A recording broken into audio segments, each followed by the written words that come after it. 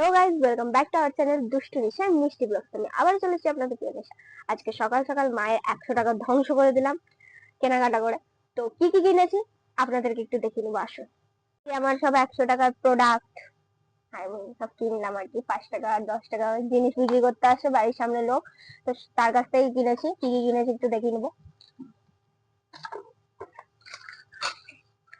এই যে 3টে প্লেট, মানে তিনটে বড় রকমের আর 3টে ছোট ডিজাইনের প্লেট, একটা নুনের ভার, ভালো দেখতে ডিজাইনটা, একটা ফেন্সি,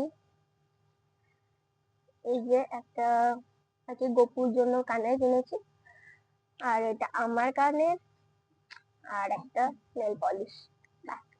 প্রোডাক্টটা 100 টাকা। সকাল সকাল ধ্বংস হয়ে গেল 100 টাকা।